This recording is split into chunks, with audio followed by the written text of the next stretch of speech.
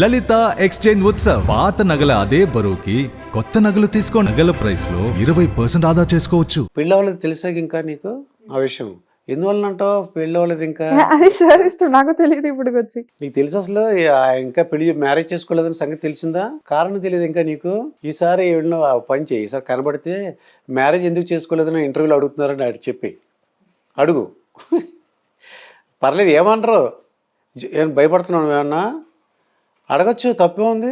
కలిసినప్పుడు అడగాలి. మరి మ్యారేజ్ ఎందుకు చేసుకోలేదు ఎలా అడుగుతావు చెప్పు ఒకసారి. మ్యారేజ్ ఎందుకు చేసుకోలేదు సార్ ఇప్పటి వరకు అని చాలా సింపుల్గా అడిగేస్తున్నావు నువ్వు. అక్కడ ఆన్సర్ కూడా సింపుల్ గానే ఉంటది. ఎలా అడగాలంటే, సార్ మ్యారేజ్ ఎందుకు చేసుకోలేదు సార్ మీరు అని అలా అడగవా? సార్ మ్యారేజ్ ఎందుకు చేసుకోలేదు సార్ మీరు ఇప్పటి వరకు అలా అడుగుతావా? ఇప్పుడు మరి ప్రభాస్ ఎందుకు పెళ్లి చేసుకోలేదు అంటావు నీ ఐడియా ప్రకారం? అనుకుంటే సరదాగా అడుగుతుంది నీకు. అంటే ఆ సినిమాలో యాక్ట్ చేసావు కాబట్టి నీకు నువ్వు ఎవరు చెప్తావు చూద్దామని. లోక కళ్యాణం కోసం పెళ్లి చేసుకోలేదంట. మంచి మంచి సినిమాలు తీసి లోక కళ్యాణం గురించి ఆయన కళ్యాణం చేసుకోలేదు. అది ఓ అమ్మో, నువ్వు మామూలుడు కాదైతే. సో మంచి మంచి సినిమాలు తీసి వాళ్ళ ఫ్యాన్స్ ని ఫస్ట్ సాటిస్ఫై చేయాలని అది లోక కళ్యాణం గురించి ఆయన కళ్యాణాన్ని ప్రస్తుతానికి ఆపుకున్నారు. నువ్వు ఇంటెలిజెంట్ అమ్మో.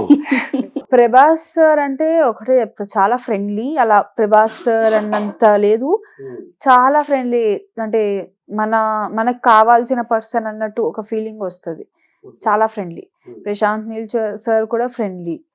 ఎక్కడ చూసినా కూడా కుట్టి కుట్టి కుట్టి అని పిలుస్తారు.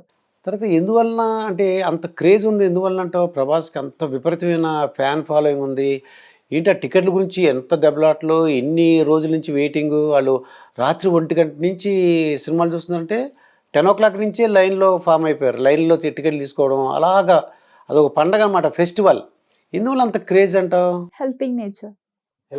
హెల్పింగ్ నేచర్ అక్కడ ఉండే బిహేవియర్ కానీ అండ్ మాట్లాడే సార్ మొత్తం ఫ్రెండ్లీ. ఇంకా చెప్పాల్సిన అవసరం లేదు. ఎక్కువ మాట్లాడుతుంటారా లేకపోతే తక్కువ మాట్లాడుతుంటారా? ఎక్కువే మాట్లాడతారు. అంటే ఫ్రెండ్ లాగానే మాట్లాడతారు. ఒక ఫ్రెండ్ గా ఫీల్ అయ్యే పర్సన్ లాగా మాట్లాడతారు. నాకు మెయిన్ గా ఇంటర్వెల్ సీక్వెన్స్ లో చాలా బాగా నచ్చింది.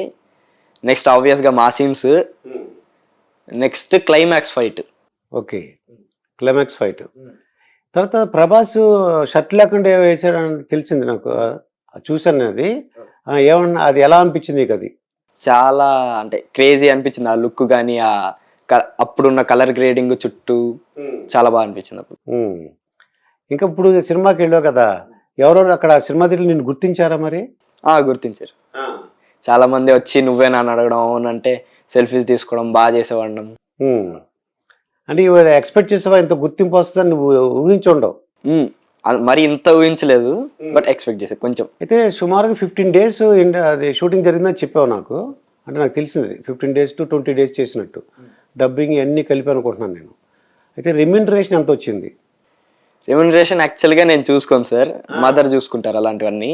నేను ఓన్లీ వెళ్ళడం, యాక్టింగ్ చేయడం, నా బెస్ట్ ఇవ్వడం, రావడం, ఇంకా ఇవి చూసుకుంటా. కానీ రెమ్యూనరేషన్ అప్పుడే నేను దాని గురించి చూసుకోవాలనుకోవట్లే.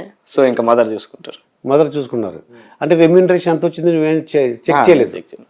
అమ్మాయి ఎంత డబ్బులు వచ్చేసినాయి అని అంతా మా మదర్కి ఇచ్చేస్తాను, మదరే చూసుకుంటారు అంతా.